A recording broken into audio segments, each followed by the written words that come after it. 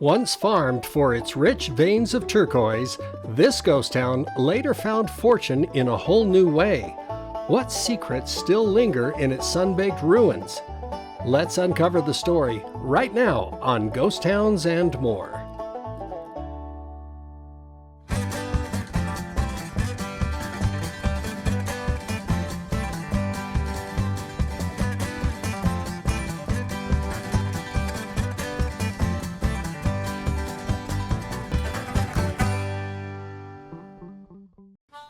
Deep in southeastern Arizona is an area rich in turquoise where it was found in abundance by Native Americans.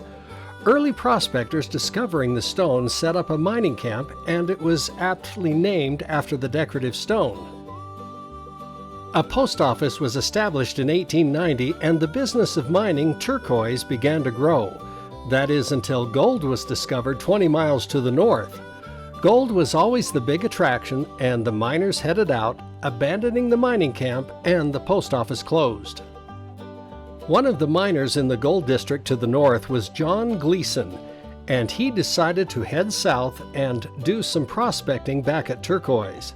This time, he found large deposits of copper, saw an opportunity, filed several claims, and opened the Copper Bell mine. Miners flooded back in with the word of the new discoveries. This time, the mining camp was located closer to a water source, and the new camp, turned town, was named in Gleeson's honor.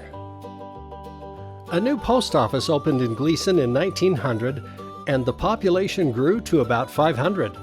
Production was steady in the mines, and life was stable for a few years. Railroads were built into town, and the population continued to boom. The mines were producing an abundance of copper and lead, as well as some silver, gold, and manganese. John Gleeson took the chance to sell his mines while the prices were good, collected his profits, and left town. One resident, B.A. Taylor, and his wife were enjoying a good life in Gleeson when one fateful night in 1912, a deputy sheriff pounded on their door. Awakened by the pounding, the Taylors were notified that their warehouse next door was on fire and they were in danger. They barely escaped in time to save a few items from their home, but a large stockpile of hidden cash was consumed in the inferno that took everything else they had. Not only did the Taylors lose everything, but over 28 homes and buildings went up in the flames. Remarkably, the residents of Gleeson found the resources and resolve to rebuild, except this time built their homes and buildings out of adobe and concrete. Prosperity from the mines allowed Gleeson to continue to grow, and by 1918, the population soared to over 6,000. Gleeson was not a rowdy town like contemporary towns of the time, and for a while they didn't have a jail. Being resourceful, the local sheriff found a suitable alternative. A cable was secured around a large tree located in a nearby wash.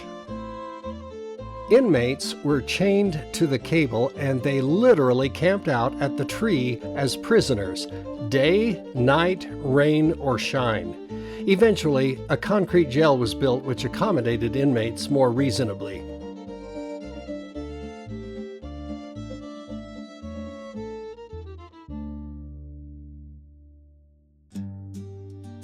When World War I began in 1914, the demand for copper was high, and Gleeson Mines had plenty of it.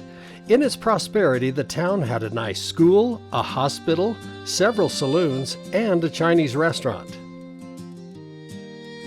At the end of the war, the Spanish flu unleashed on the world, and the mining district near Gleeson was hit hard. Hundreds in town became sick, and about 20% of the population succumbed to the dreaded virus.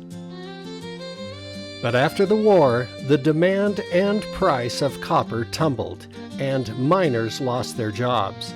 Life became hard as families packed up and headed elsewhere. There was a respite following the Great Depression in the early 30s, but by 1939, the glory days of Gleeson were over. In 1933, a brief interest in the town was sparked when a movie was made there. But after a few years, the post office called it a day in 1938 and closed for the last time.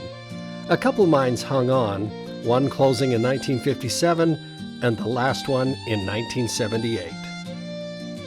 After Gleeson faded into a ghost town, a handful of people moved in and made it home, and to this day a few still remain. Little is left of the original settlement save for the old jail, some crumbling ruins, and scattered foundations. Leading into town and just off the road lies the cemetery.